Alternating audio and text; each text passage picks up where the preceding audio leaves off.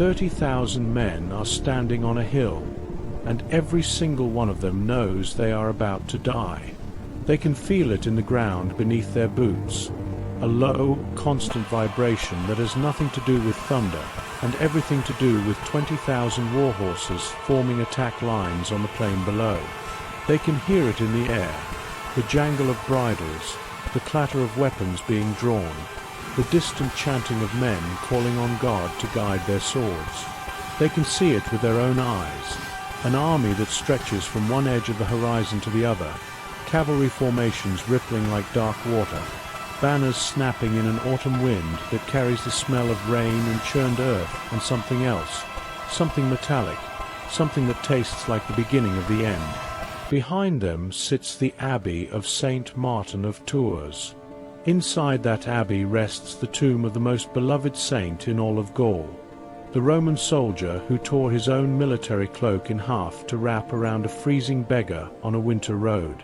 Pilgrims have traveled from every corner of Europe to kneel at that tomb.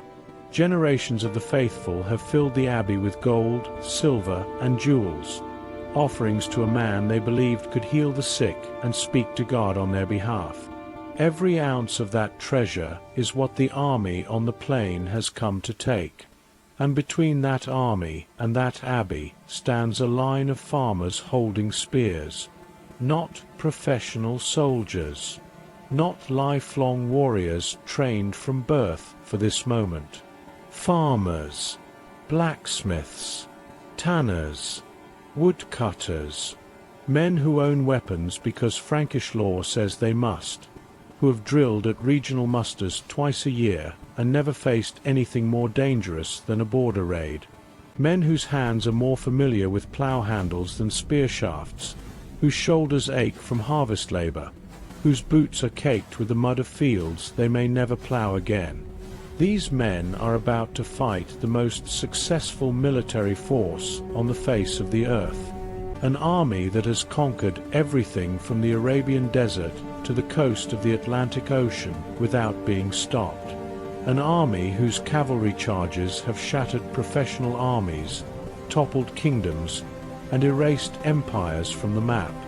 On a muddy hillside outside Tours in the autumn of 732 AD, these farmers will hold that line, and by holding it, they will, without knowing it, without understanding it, without any possible way of grasping the weight of what they are doing, decide the future of Western civilization. This is that story. Before we go further, let me say something directly. This channel tells the stories from history that shaped the world you're living in right now. Not the sanitized versions, not the simplified ones, but the full account of what happened and why it still matters 13 centuries later. If you think that kind of storytelling is worth something, a like or a comment takes you 2 seconds. But it tells the algorithm to put this video in front of someone who has never heard this story before. And this particular story has waited long enough. That's all I'll ask. Let's get into it. To understand what happened at Tours, you have to understand what was coming toward it. And to understand that, you have to go back 110 years, to a moment that the great empires of the age barely noticed. In the year 622, a merchant named Muhammad left the city of Mecca. He had made enemies, powerful ones. The ruling clans of Mecca had turned against his preaching, and his position had become untenable, not merely uncomfortable, but genuinely dangerous. He migrated to the oasis town of Medina, 200 miles to the north, where he had been invited to serve as mediator between feuding tribes.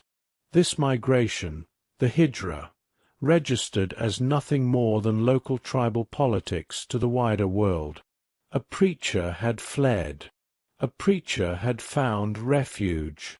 The great powers of the age, Byzantium in the east, the crumbling remnants of Rome in the west, took no notice whatsoever.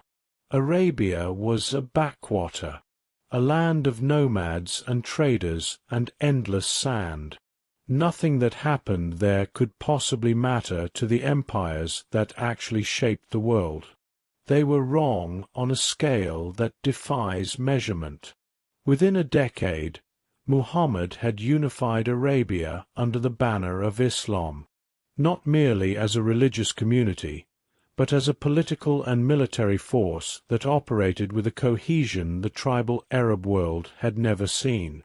Within 20 years of his death in 632, his successors, the Rashidun Caliphs, had conquered the entirety of the Persian Empire, seized the Levant from Byzantine control, and were pressing against the borders of Constantinople itself. Within 50 years, Muslim armies stood on the shores of the Atlantic Ocean, having swept across the full breadth of North Africa with a speed that made the Roman conquests look sluggish by comparison. This was not mere military expansion. This was a chain reaction. Each victory provided resources for the next campaign. Each conquered territory supplied manpower for the next army. Each successful siege added engineers, administrators, and tax revenue to the expanding caliphate.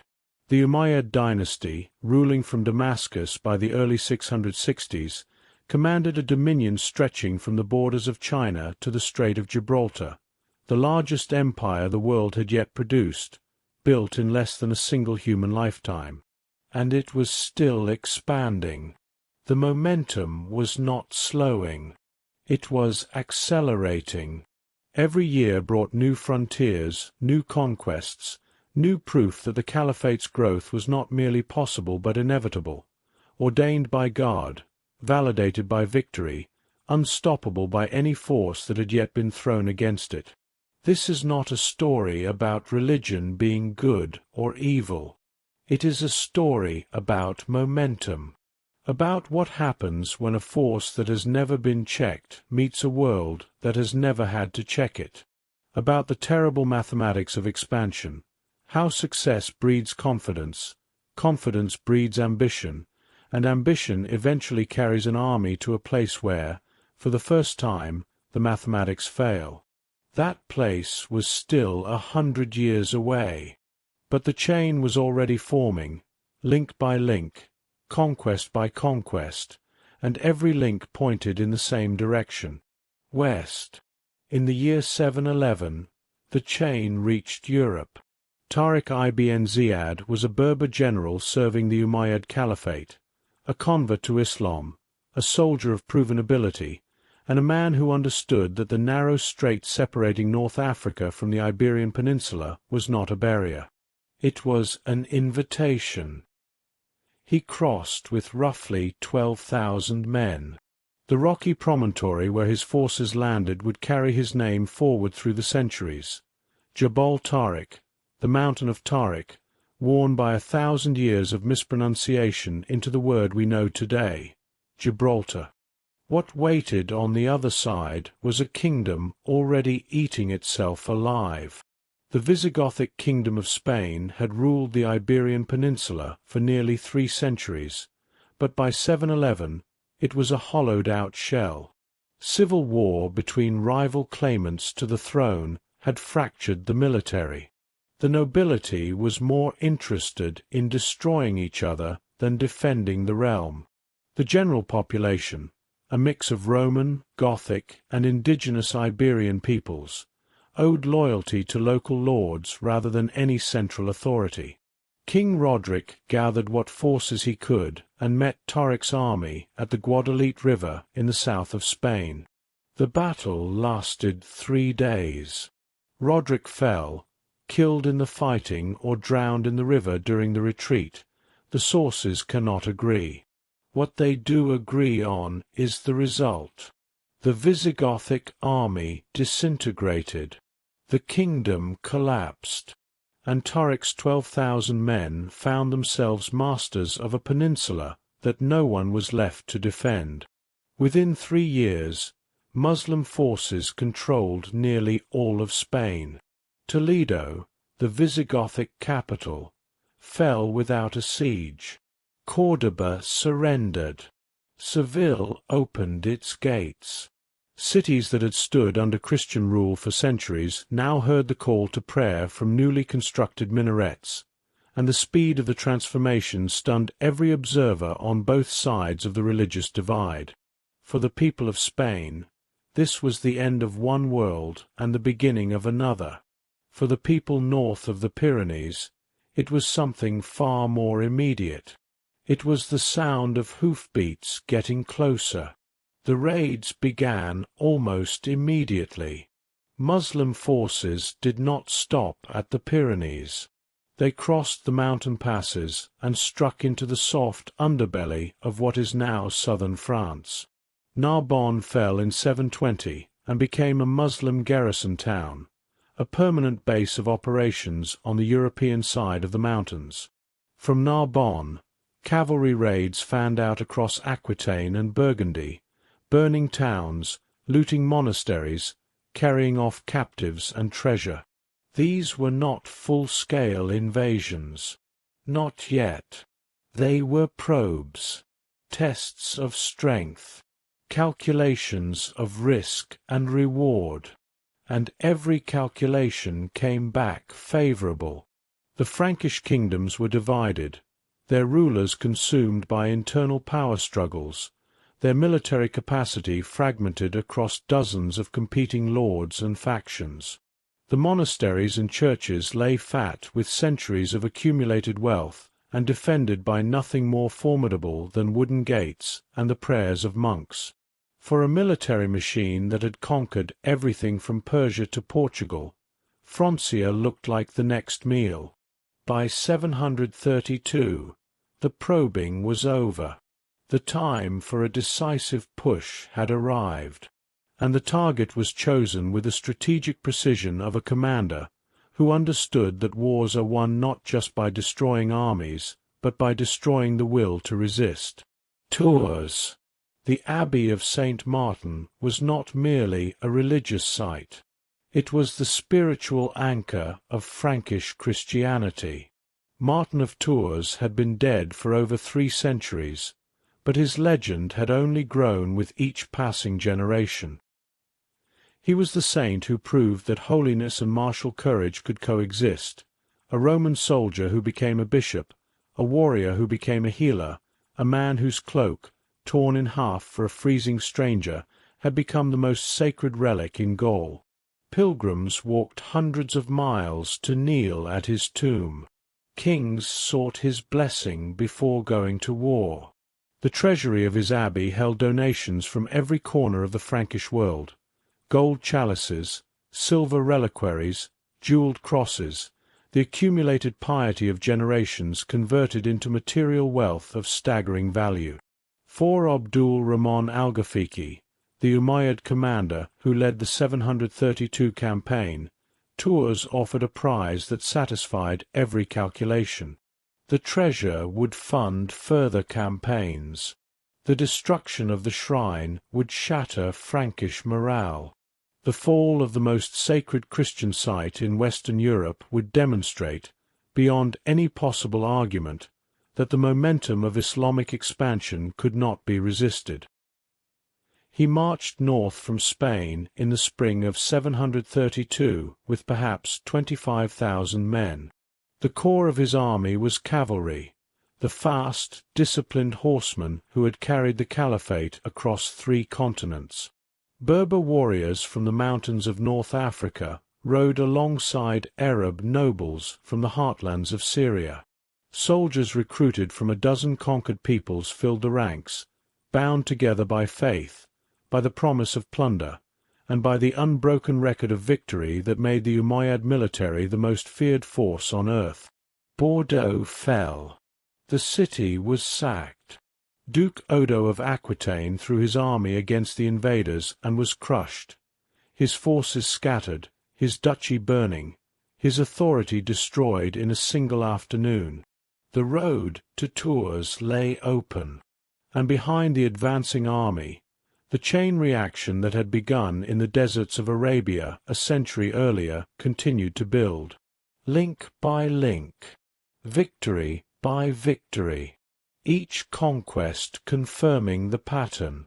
each fallen city reinforcing the belief that nothing could stand against the tide.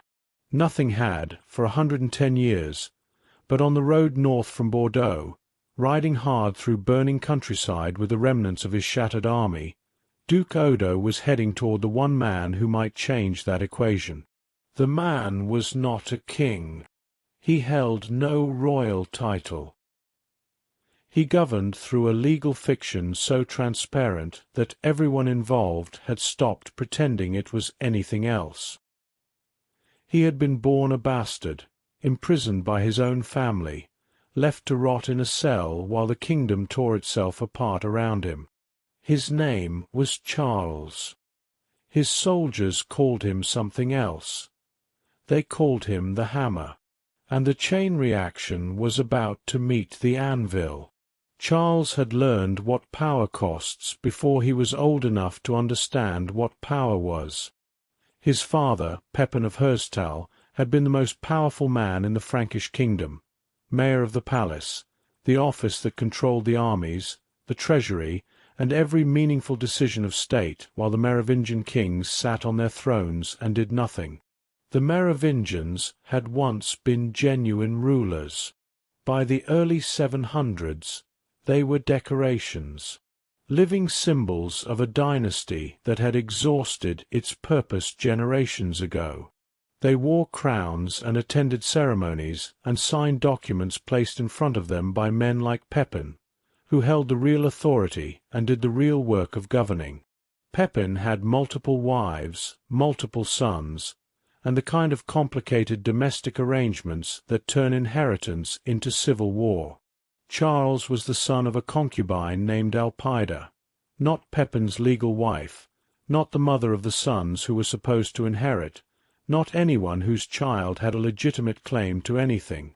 In the world of 8th-century Francia, this was not a minor detail.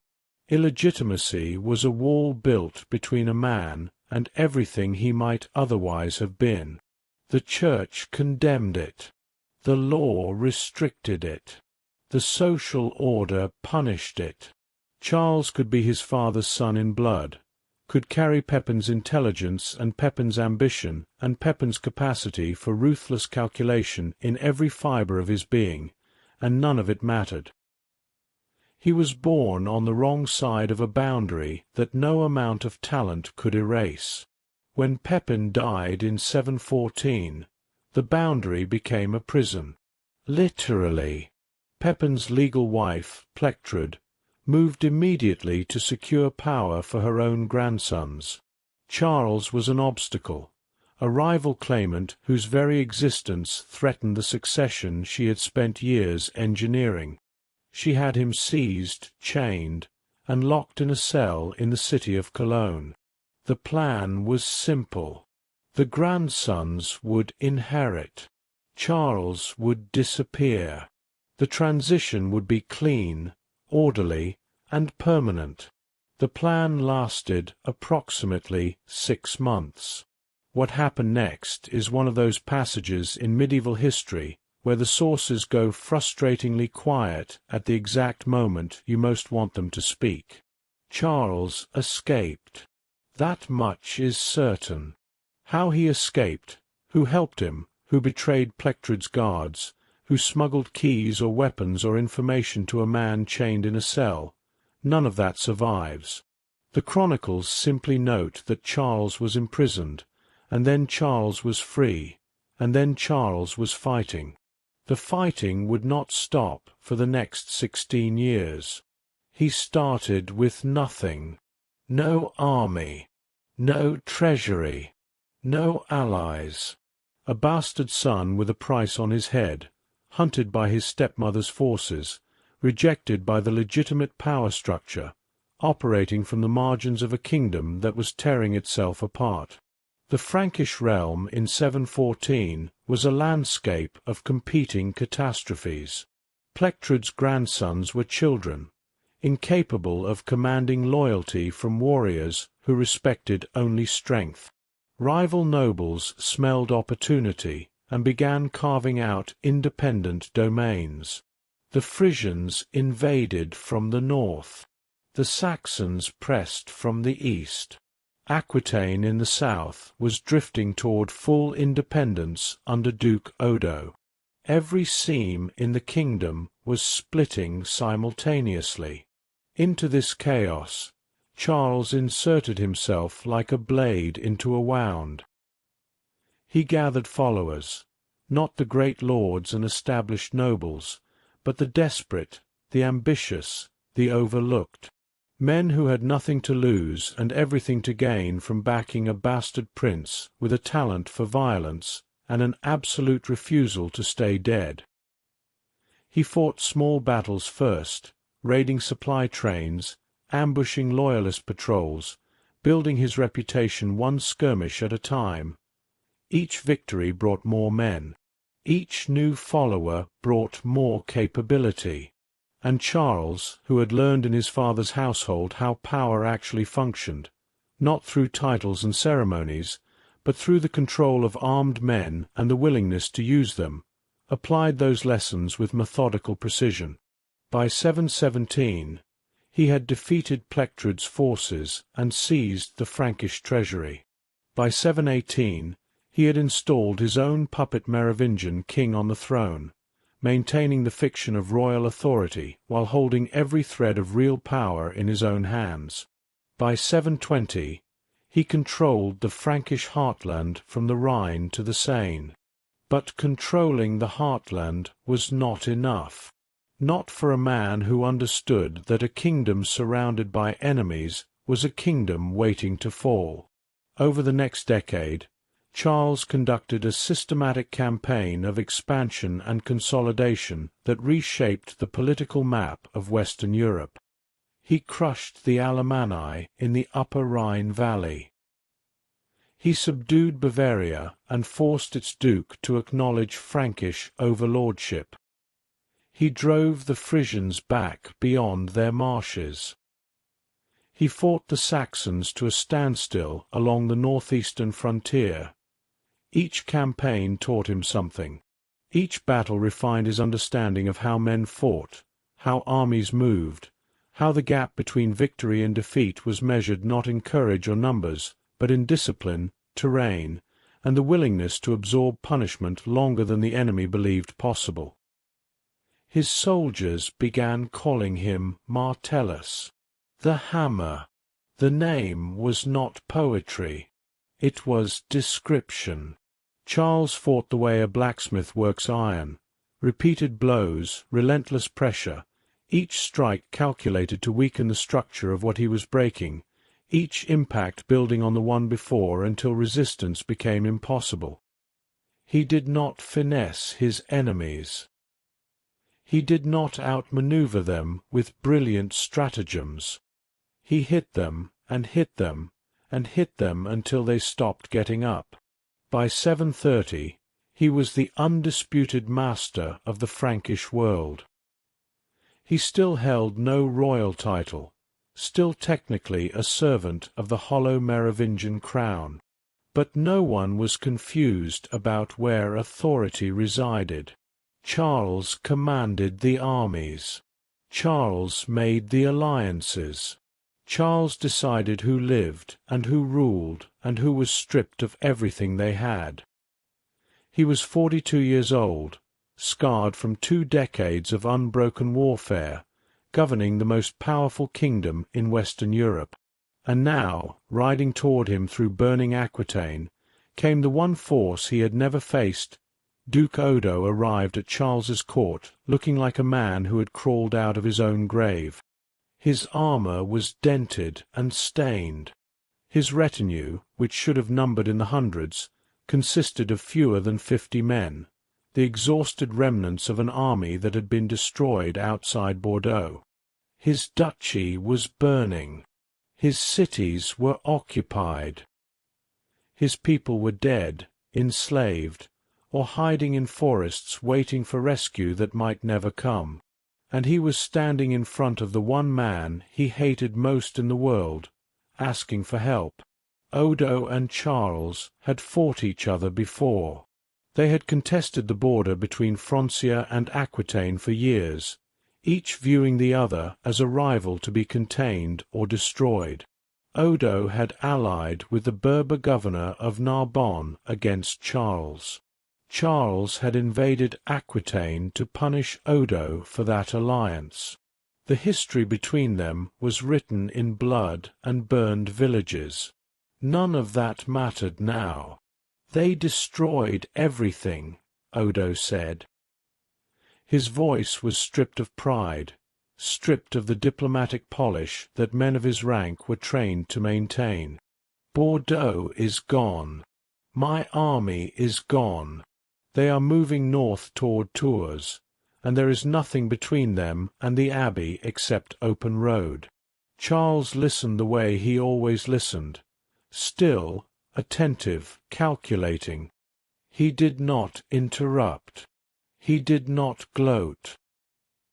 He did not remind Odo that allying with Muslim governors against fellow Christians had perhaps not been the wisest strategic decision.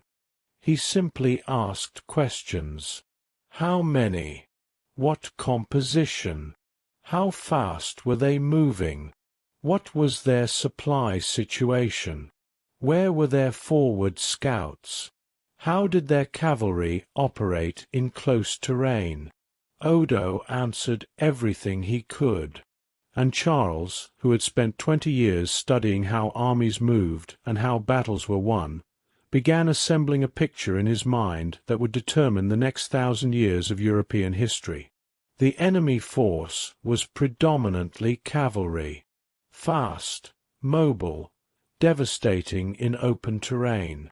Their doctrine was built around the charge, massed horsemen hitting infantry lines at speed, breaking formations through shock and momentum, then pursuing the fleeing survivors until resistance ceased to exist. This doctrine had worked against every army it had been tested against, from Persia to Spain.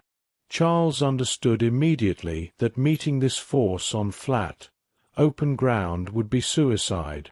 His army was infantry, farmers and craftsmen in mail shirts, men who fought on foot, with spears and shields and axes, because the Frankish kingdom did not have the wealth or the breeding programs to field cavalry in comparable numbers. But infantry had one advantage that cavalry did not: weight.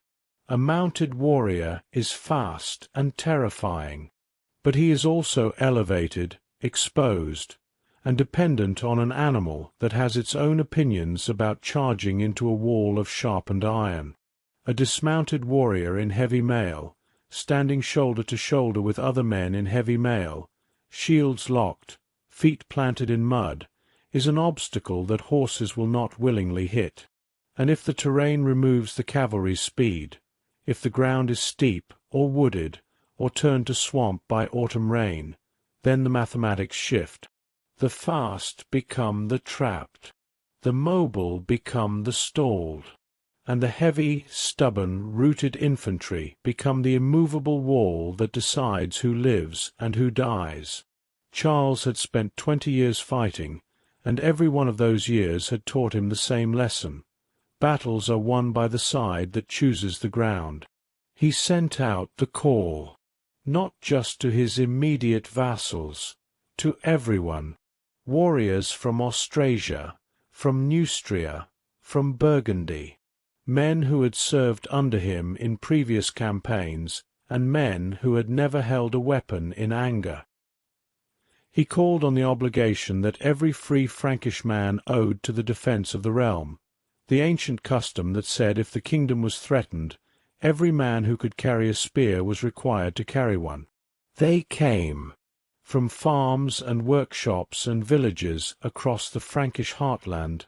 They came, not because they were professional soldiers, not because they craved glory, because their churches were burning, their priests were being killed, and the tomb of St. Martin, the holiest ground most of them would ever walk on, was about to be looted by an army that had already proven it could not be stopped by anyone else. By October, Charles had assembled roughly 30,000 men on the old Roman road between Poitiers and Tours. and he marched them south, directly into the path of Abdul Rahman's advancing force, to a stretch of high ground that he had chosen with the same cold precision that defined everything he did. The hill was steep. The slopes were wooded. The surrounding fields were already softened by early autumn rain. There were no clear lanes for cavalry to build speed, no open flanks to sweep around, no way to bring the full weight of 25,000 horsemen to bear against a single point. It was not ground that favored cavalry. It was ground that killed cavalry. Charles positioned his 30,000 men across the hilltop, facing south, blocking the road to Tours. He ordered them to build no fortifications, dig no trenches, construct no barriers. The shield wall would be the fortification. The men themselves would be the barrier. 30,000 human beings locked together in a formation that had not changed in its essentials since the Germanic tribes first learned that standing together was the only way to survive. And then Charles did something that required more nerve than any charge, more discipline than any assault, more strategic patience than most commanders in history have ever demonstrated. He waited. Abdul Rahman Al Ghafiqi reached the Frankish position and stopped.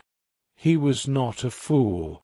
20 years of military service across 3 continents had taught him to read terrain the way a scholar reads text, quickly, accurately, and with an eye for what the author was trying to hide. He looked at the hill where Charles had planted his army and understood exactly what the Frankish commander had done. The ground was a trap. Every feature of it, the slope, the trees, the soft earth that would grab at hooves and slow a charge to a crawl, had been selected to neutralize the one advantage the Umayyad army possessed. Up there, his cavalry was not cavalry. It was thousands of men sitting on animals that could not do what they were bred to do. His riders would be fighting uphill, on broken ground, against an enemy that had every reason to stand firm and no possibility of retreat. Abdul Rahman respected the calculation. He also believed he could overcome it. He had advantages of his own. His army was larger, perhaps 25,000 against Charles's 30,000, but his troops were professionals, career soldiers who had fought across the Caliphate, men for whom warfare was not a seasonal obligation but a way of life. His cavalry, even on bad ground, was faster and more maneuverable than anything the Franks could field. His archers could harass the enemy from distances that infantry could not answer. And time was neutral, but it could be made to serve the patient, or so he believed. He made camp on the plain south of the Frankish position and settled in to study his enemy. For 6 days, the 2 armies stared at each other across a stretch of countryside that autumn was slowly turning into a swamp. The rain began on the 2nd day and did not stop. Not the dramatic downpours of summer storms, a cold, steady, relentless drizzle that soaked through every layer of clothing, seeped into every joint of armor, and turned the fields between the 2 camps into a grey-brown expanse of mud that sucked at boots and swallowed hoofprints within minutes. Campfires became acts of defiance against the weather. Wet wood produced more smoke than heat. Men huddled under whatever shelter they could improvise, cloaks stretched between spears, shallow trenches lined with branches, the lee sides of wagons and pack animals. Sleep came in snatches between shivering fits. Food was cold more often than not. The days blurred together in a monotony of damp misery that wore at morale the way water wears at stone, slowly, constantly, without any single moment dramatic enough to resist. Between the camps, small groups of scouts clashed in the woods and ravines. These were ugly, intimate fights, a dozen men on each side, stumbling into each other in low visibility, killing with knives and short swords at distances close enough to smell each other's breath. Men died in these encounters and were left where they fell, their bodies sinking slowly into the mud, claimed by neither side, mourned by no one who wasn't standing close enough to see them go down. Abdul Rahman sent messengers to the Frankish camp. The details of what they offered are disputed by every source that mentions them. Some say tribute, some say terms for withdrawal, some say nothing more than the standard demand for conversion or submission that Islamic military protocol required before an engagement. What every source agrees on is Charles's response. No. No negotiation. No tribute. No terms. The road to Tours runs through this army, or it does not run at all. The messengers returned to the Muslim camp with this answer, and Abdul Rahman nodded as though he had expected nothing else. He had fought stubborn enemies before. Stubbornness, in his experience, broke when the cavalry hit it hard enough. But the rain kept falling, and every drop made the ground between the two armies a little softer, a little deeper, a little more hostile to the horses that were supposed to deliver his victory. While the weather worked against Abdul Rahman's cavalry, Charles worked on his infantry. Every available hour that his men were not eating, sleeping, or standing watch, they drilled. The shield wall. The same formation, practiced until the movements became automatic, until the men could lock shields and level spears without thinking, until the physical mechanics of standing together were as natural as breathing. The principle was simple. The execution was everything. Each man held a heavy wooden shield, round or oval, reinforced with iron, large enough to cover the body from shoulder to knee. In formation, these shields overlapped, each man's shield covering his own left side and his neighbour's right. The result was a continuous surface of wood and iron, a wall without gaps, presenting no target to a charging horseman except the wall itself. Behind the shields, spears projected forward, long ash shafts tipped with iron points, angled outward and slightly downward, creating a hedge of bladed wood that no horse would voluntarily approach.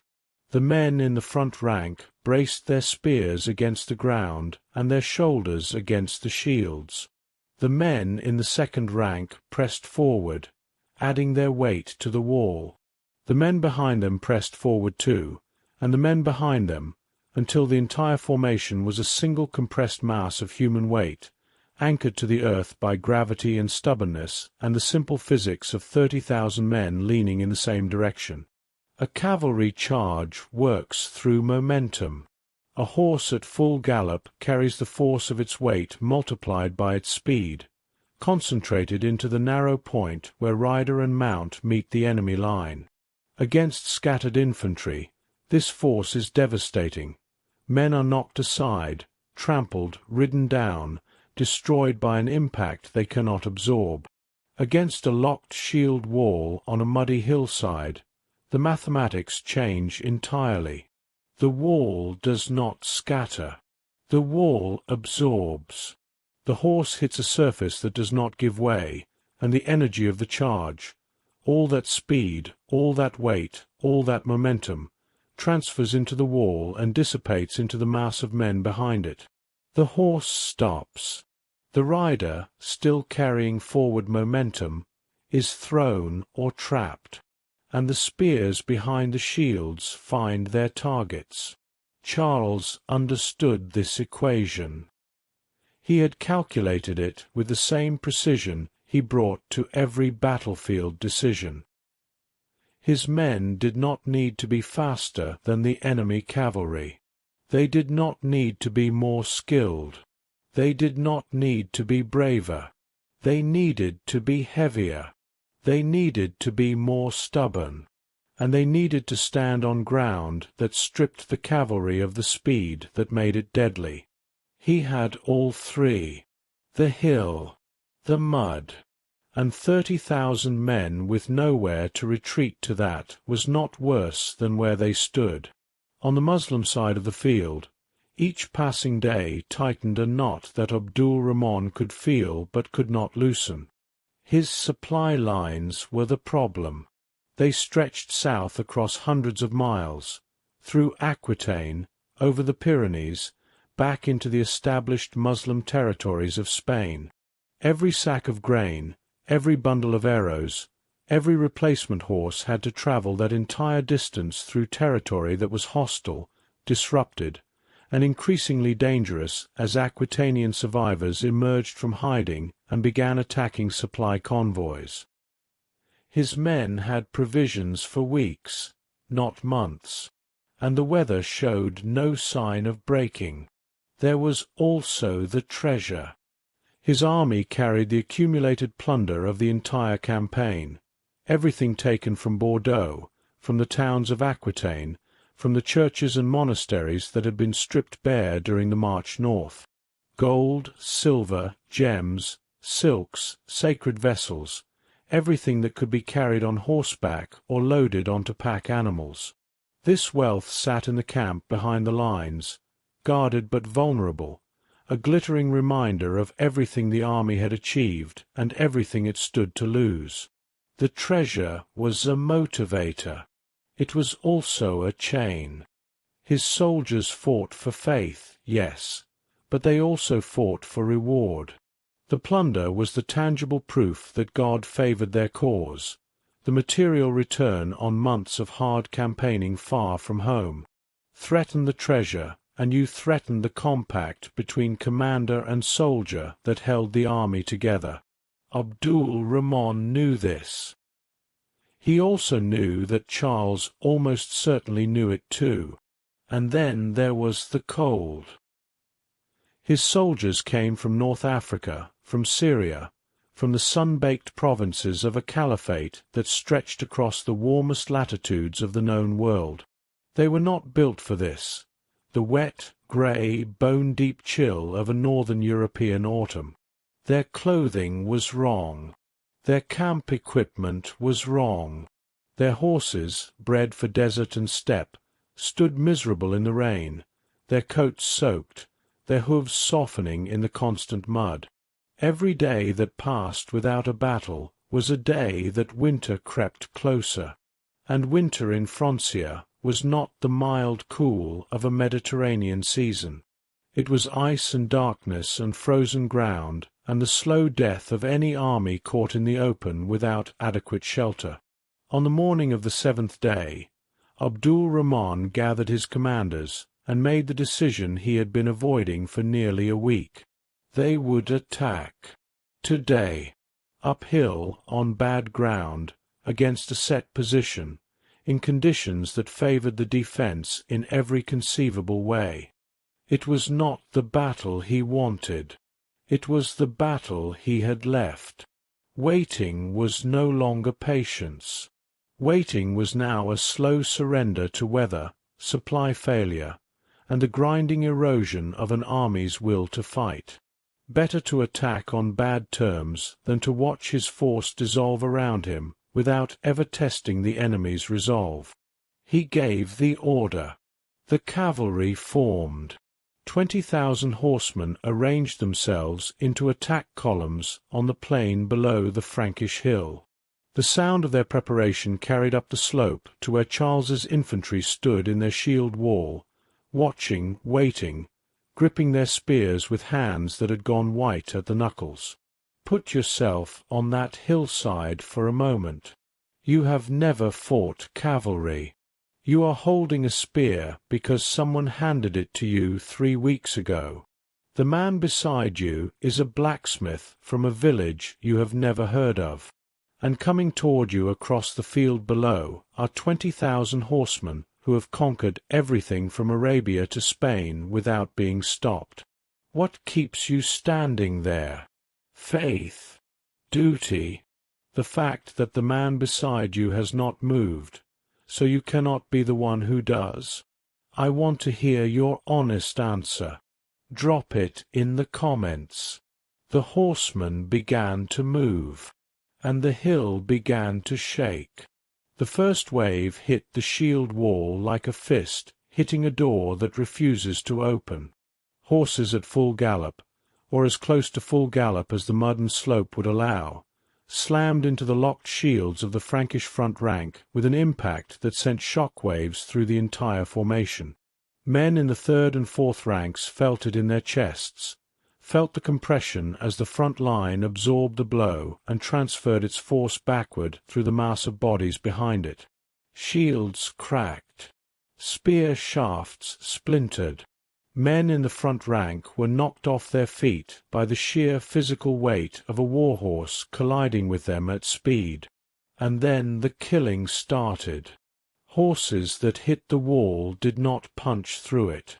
They stopped. The mud grabbed their hooves. The slope stole their momentum. The wall of overlapping shields gave just enough to absorb the impact and then held, and the riders who had expected to burst through a line of farmers suddenly found themselves stationary, elevated, exposed, and surrounded by men with long spears and short tempers. The spears came from below, driven upward into horse bellies, into riders' thighs, into the gaps between armor plates that were designed to protect against horizontal blows, not vertical ones. Horses screamed and reared, throwing their riders into the mud. Unhorsed cavalrymen, tangled in stirrups and reins, were killed before they could stand. The men who managed to get to their feet found themselves facing a wall of iron points at chest height, with no room to swing a sword and no space to retreat. The front rank of the Frankish wall was butchery at arm's length. Men killed each other at distances measured in inches, spear points in throats, short swords driven under ribs, shields used as weapons themselves, their iron rims smashed into faces and collarbones. The noise was beyond description. Metal on metal, metal on bone, the screaming of wounded horses.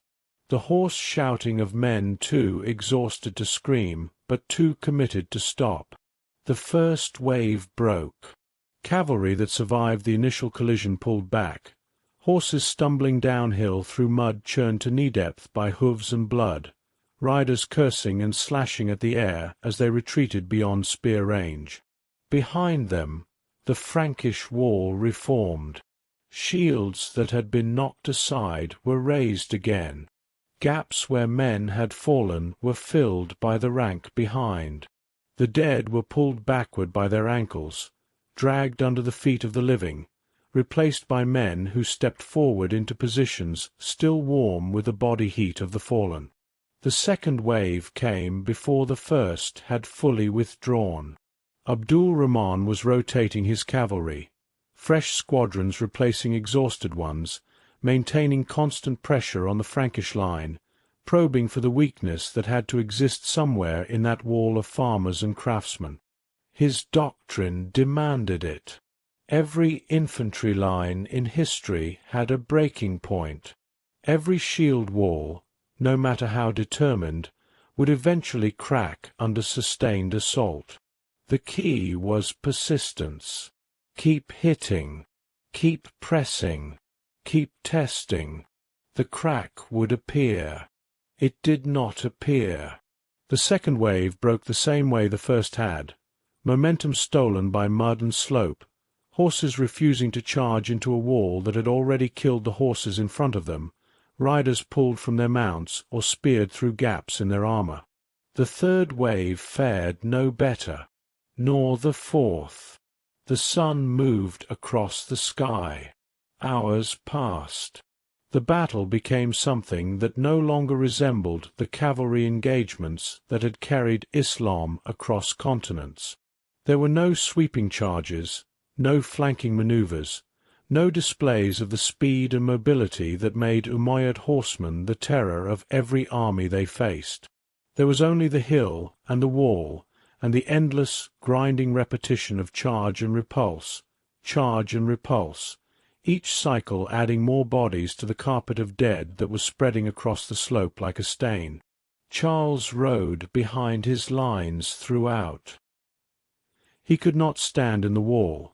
A commander who dies in the front rank leaves his army leaderless, and Charles understood that his survival was not a personal matter but a strategic necessity. So he rode back and forth, watching the line for signs of buckling, identifying the points where pressure was greatest, sending reserves to reinforce sections that were thinning.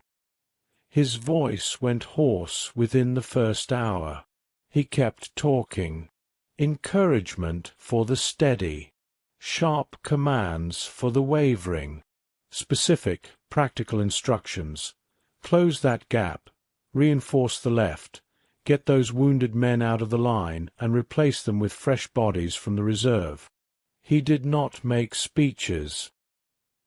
He did not invoke God or glory or the sacred mission of defending Christendom. He told men where to stand and what to do when they got there. In the chaos of close combat, simplicity was the only message that could penetrate the noise. On the other side of the field, Abdul Rahman was doing the same thing, riding among his cavalry, his voice raw, his sword drawn, directing fresh squadrons into the attack, pulling shattered units out of the line, searching with increasing desperation for the gap in the Frankish wall that would let his horsemen do what they had always done. The gap did not exist. It did not exist because Charles had built his wall on a principle that Abdul Rahman's entire military career had taught him to dismiss. The Frankish commander was not trying to win the battle. He was trying to survive it. He was not seeking a decisive moment of breakthrough or collapse. He was simply standing on a hill, absorbing punishment, losing men at a rate he could sustain longer than his enemy could sustain the attack. This was not generalship as Abdul Rahman understood it. This was something else, something more primitive and more effective. The military equivalent of a man who cannot beat his opponent in a fight, so he wraps his arms around him and refuses to let go, holding on through every blow, every kick, every attempt to break free, until the attacker exhausts himself. Charles was not fighting to win. He was fighting to last. And lasting, on this hill, on this day, in this mud, against an army that could not afford a prolonged engagement. Lasting was winning. The break came in the late afternoon, and it came from behind the Muslim lines. The details are contested across 13 centuries of historical argument. Some sources say Charles sent a detachment of his men to circle behind the Umayyad positions and attack the camp.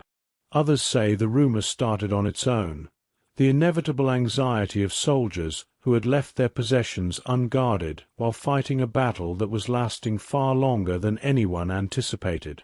Others suggest that Frankish scouts, captured and released deliberately, carried false reports designed to trigger exactly what happened next.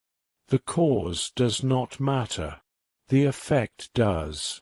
Word spread through the Muslim cavalry that the camp was under attack, that the treasure, every piece of gold and silver looted from Bordeaux, every gem stripped from Aquitaine's churches, every tangible reward for months of campaigning in hostile territory, was being stolen, carried off, lost. The first riders peeled away from the battle without orders. Just a handful. Men whose portion of the loot was back in those tents, whose families' futures depended on bringing that wealth home, whose commitment to the campaign had always been partly transactional. They turned their horses and rode for the rear, not fleeing the enemy, but racing toward what they believed was a more immediate threat. Others saw them go, and in the fog of a battle that had already lasted hours, where exhaustion had stripped away the higher functions of discipline and loyalty, and left only the raw mechanics of self-preservation, the sight of men riding away from the front line carried a message that required no words. Something is wrong. The camp is falling. We need to go back. The trickle became a current. Squadrons that had been forming for another charge at the Frankish wall turned instead toward the rear. Officers screamed orders that no one followed.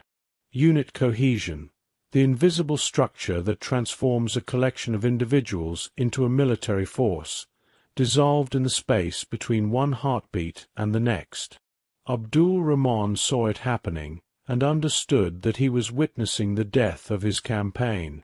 Not on the hillside, where the Franks still stood in their blood-soaked wall. Not in the mud, where his cavalry had spent itself against an obstacle it could not overcome. The death was happening behind him, in the minds of his own soldiers, where the fear of losing what they had already gained overwhelmed the desire to gain anything more. He had seconds to make a decision that would define how history remembered him. He could retreat with his cavalry, preserve his force, regroup, and try again another day. He could attempt to rally his men, restore order, and resume the assault. Or he could do what every instinct in his body was demanding. He could ride forward. Abdul Rahman Al Ghafiqi spurred his horse toward the Frankish line. He did not ride toward the rear to protect the camp. He did not ride along the line to rally retreating squadrons. He rode directly at the enemy, his sword raised, his voice carrying above the chaos with the absolute authority of a man who has decided that if this army is going to die, it will die attacking. He was trying to pull the battle back together through the gravity of his own courage, to make himself the center around which his dissolving army could reform, to demonstrate through action rather than words that the fight was not over, that victory was still possible, that one more charge, one more effort, could break the wall that had held all day. It was the act of a commander who understood that armies are held together by belief, and belief is held together by the visible courage of the man at the top. It was also the last thing he ever did. In the swirling, blinding confusion of close combat, horses churning through mud, men fighting and dying and fleeing in every direction simultaneously, Abdul Rahman drove into the Frankish line and disappeared. A spear found him, or an axe, or a sword thrust from below. The sources cannot agree on the weapon. They agree on the result. The commander of the Umayyad army fell from his horse and did not rise. The news moved through the Muslim ranks the way fire moves through dry timber. Abdul Rahman is dead.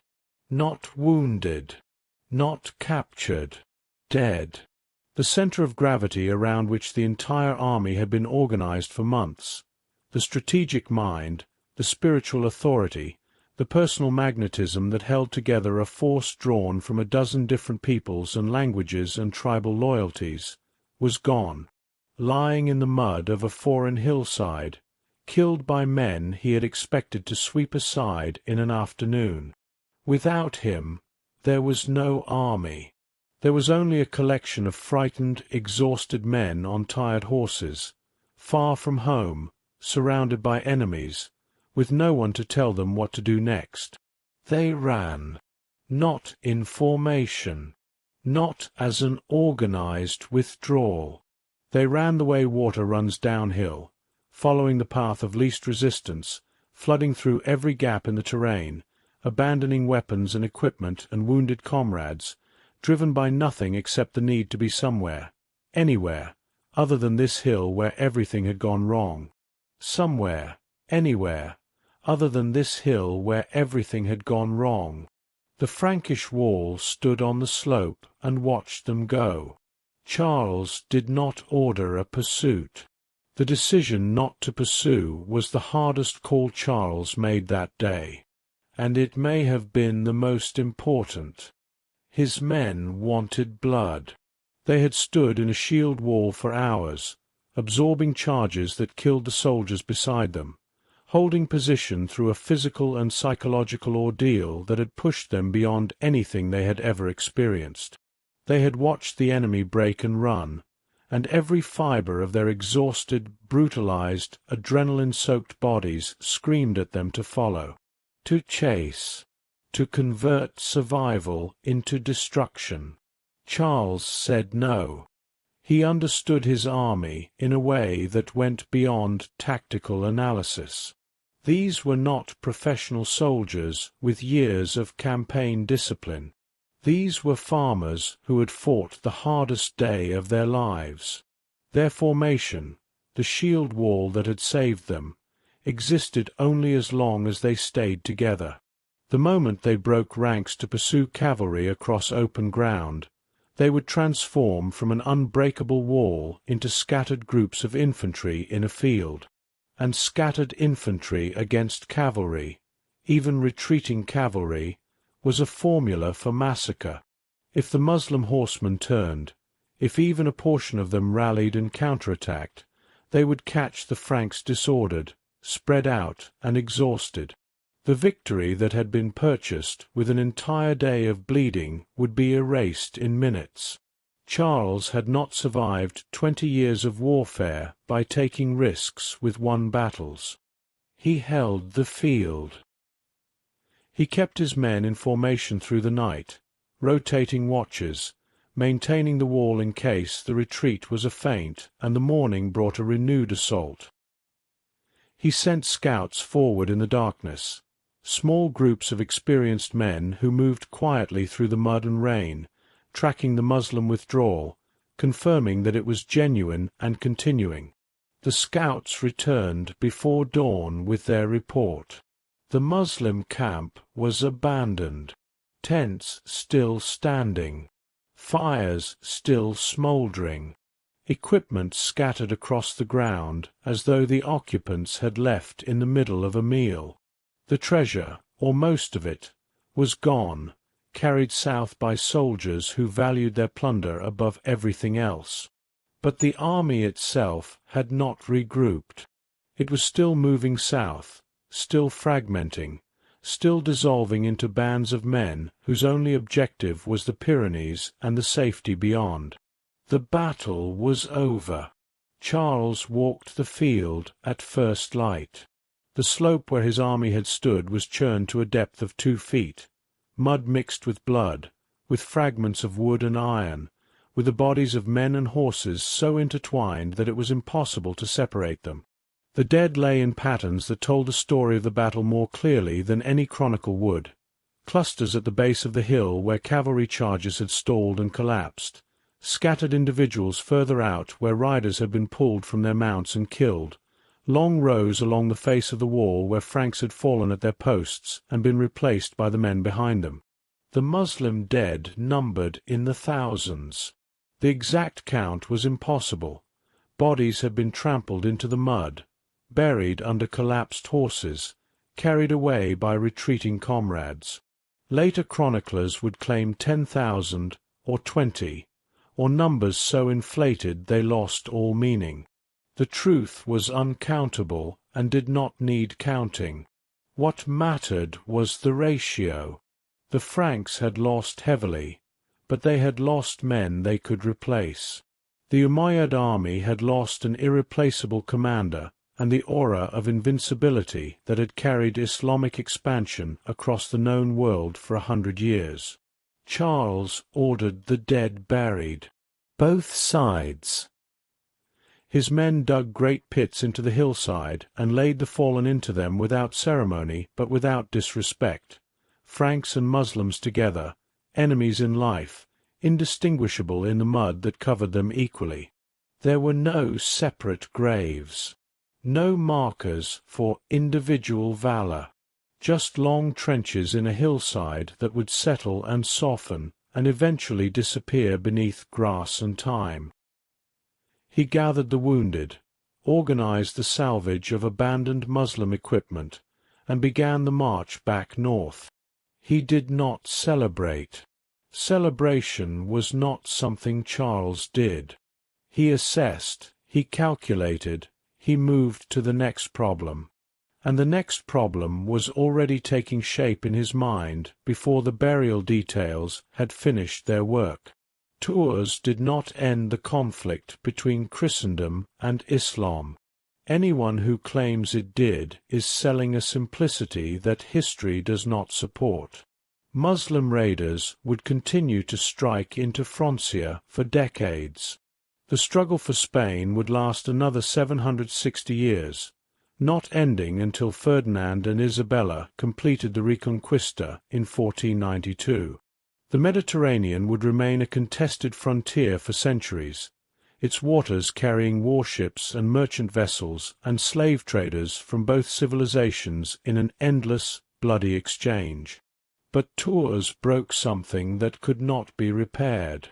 The momentum of expansion, that century-long chain reaction of conquest building upon conquest, each victory feeding the next, each fallen kingdom adding to the sense that Islamic dominion was inevitable and irresistible. That momentum hit the Frankish shield wall and stopped. Not paused. Not redirected. Stopped. The Umayyad Caliphate would never again project major military force north of the Pyrenees. The strategic calculus that had made European conquest look feasible, divided kingdoms, weak armies, undefended wealth, had been invalidated in a single afternoon. The cost of pushing into Francia was no longer theoretical. It was measured in thousands of dead cavalrymen and a commanding general's body rotting in foreign soil. The Pyrenees became a border, not just a mountain range, but a civilizational boundary, the line where one world ended and another began. And on the northern side of that line, something new was taking shape. Charles Martel emerged from Tours as the most powerful man in Europe, and he used that power the way he used everything, as a tool for building something larger than himself. He reformed the Frankish military, understanding that the shield wall alone was not enough. Infantry could hold ground, but it could not project power across the vast distances his kingdom now encompassed. He needed cavalry of his own, heavy cavalry, armored horsemen who could strike fast and fight hard and carry Frankish authority to every corner of his domains. To build this cavalry, he needed wealth. War horses were expensive. Armor was expensive. Training men to fight on horseback was expensive. And the Frankish treasury, depleted by decades of warfare, could not cover the cost. Charles found the money where it existed, in the church. He seized ecclesiastical lands, monastery estates, bishops' holdings, the accumulated property of religious institutions across his kingdom, and redistributed them to warriors who pledged military service in return. It was confiscation wrapped in a legal framework, theft disguised as reform, and the Church protested with the full fury of an institution being robbed by its own protector. Charles did not care. He had just saved Christendom. The Church could afford to contribute to its own defense. This redistribution of land for military service became the foundation of something that would define European civilization for the next 7 centuries. The feudal system, lords holding land in exchange for armed service to a higher authority, creating a cascade of obligation and loyalty that bound warrior to lord, lord to king, and king to the abstract idea of a Christian realm, grew directly from Charles Martel's post-Tours reforms. He was building a machine, a political and military structure that could defend itself, expand its borders, project its power, and survive the death of any individual leader. He was forging the apparatus that would, within 2 generations, produce the most powerful ruler medieval Europe had ever seen. When Charles died in 741, he divided his authority between his sons, Carloman and Pepin the Short. Carloman eventually retired to a monastery. Pepin took sole control and did what his father never had. He deposed the last Merovingian puppet king, claimed the royal title for himself, and established the Carolingian dynasty as the legitimate rulers of the Franks. The line between mayor of the palace and king had finally been erased, and when Pepin's son took the throne, the chain reaction that began on a muddy hillside outside Tours reached its full culmination. His name was Charles, like his grandfather. History would call him Charlemagne, Charles the Great. He conquered the Lombards in Italy. He subdued the Saxons after 30 years of grinding warfare. He expanded Frankish territory to encompass most of Western Europe, from the Pyrenees to the Elbe, from the North Sea to central Italy. He built schools, patronized scholars, reformed the currency, standardized weights and measures, and laid the administrative foundations for the governance of a territory larger than anything Europe had seen since Rome. On Christmas Day in the year 800, Pope Leo III placed a golden crown on Charlemagne's head in St. Peter's Basilica and declared him Emperor of the Romans. The Western Roman Empire, dead for over 3 centuries, had been reborn, not as a Roman institution, but as a Christian one, not governed from Rome, but from Aachen, not built on legions and roads, but on cavalry and cathedrals and the idea that Europe was not merely a collection of warring tribes but a civilization, Christendom, united by a shared faith and defended by a shared sword. This idea, the idea of a Christian Europe, a civilization with a common spiritual identity and a duty to defend it, traces its origin directly to the hillside where Charles Martel's farmers held their shields against cavalry charges they had no business surviving. When Charlemagne's empire fractured after his death, the pieces became the political geography of modern Europe. The western portion became France. The eastern portion became Germany. The southern territories became the Italian states. The borders drawn by 9th-century treaty negotiations still mark the map that hangs in every classroom today. And beneath all of it, beneath the nations, beneath the languages, beneath the cathedrals and universities and legal codes and the entire architecture of Western civilization, lies one afternoon on a muddy hill. One decision to stand rather than run. One wall that held. If you drive through the countryside between Tours and Poitiers today, you will find farmland, quiet villages, rolling hills softened by 13 centuries of weather and cultivation. There is a small marker near the site where historians believe the battle took place. A local museum displays artifacts. The occasional tour group stops, takes photographs, and moves on. Nothing about the landscape announces that this unremarkable stretch of French countryside was the ground where the political and spiritual future of an entire continent was decided by men holding spears they had been given 3 weeks earlier. But the ground knows. Farmers still turn up fragments in their fields, pieces of iron, scraps of corroded metal that might have been buckles or bridle fittings, or the remains of weapons that killed men whose names were never recorded. The earth holds what the surface has forgotten, and every plough that cuts into that soil disturbs the sediment of a day that changed everything and is remembered by almost no one who walks above it. Charles Martel drove his hammer down at Tours, and the reverberations spread outward through time, through generations, through centuries, until they reached us, the inheritors of that distant afternoon, still living in the world that battle made possible. Was Tours the most important battle most people have never heard of? Or do we overstate what single moments can mean in the long sweep of history? Does one afternoon on one hill really change the trajectory of a civilization? Or would the currents of history have found another channel, another outcome, another path to roughly the same destination?